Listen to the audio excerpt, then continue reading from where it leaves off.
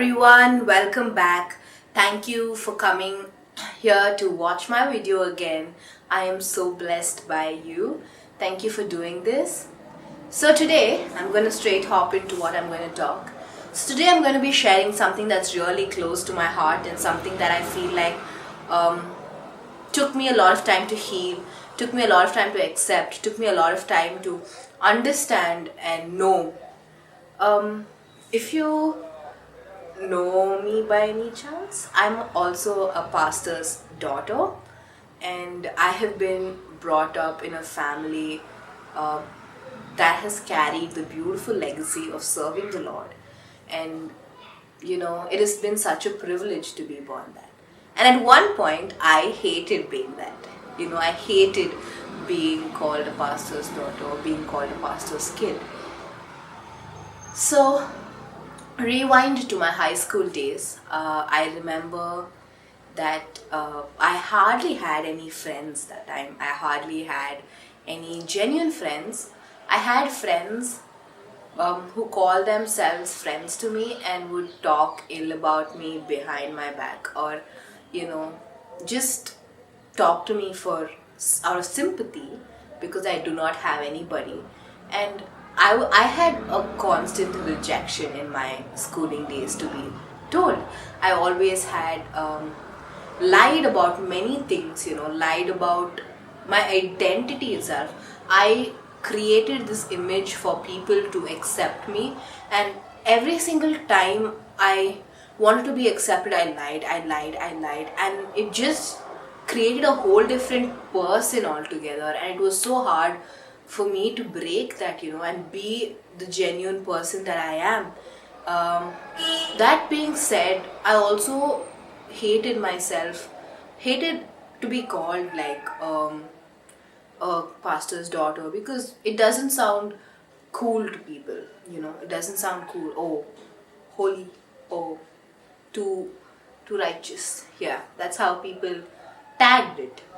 And that being said, I remember during that time I had such a bad phase of rejection.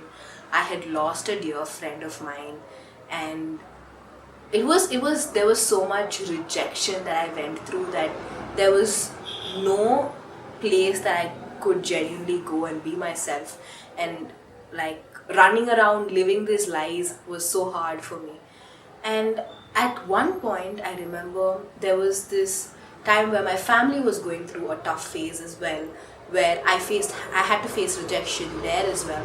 And at that point, I felt rejected on every single side of the world. Like, everyone felt like they put me away.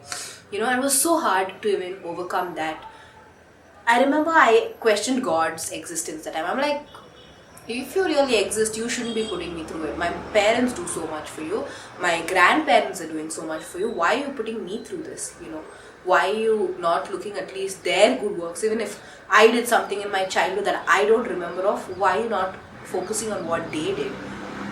And I remember I said, if you are God, like, show me who you are. And I remember that night I soaked myself in tears and I fell asleep. And I woke up at 3 a.m. and I heard this comforting whisper. And I heard this voice that I knew this was not in the. I am sitting in my room, sitting in the natural. There's nothing happening in the natural, and it is supernatural. And you cannot say it's hallucination because I felt it. There is something so different, and there was this hug, a comforting hug that I received, which felt like it removed most of my my hidden being. Like, it removed the hidden being. It was so like, I can't even explain how that encounter for me was with God. And I knew at that point, I just said, if you exist, show me yourself. And you have shown me you. And that comforting hug, I could feel like, I could feel my brokenness being complete. I could feel hope. that moment I felt hope. I felt there is something better, there is something after this. And fast forward now, I have so many friends. I have such a great community. I have such great people who I'm accountable and vulnerable.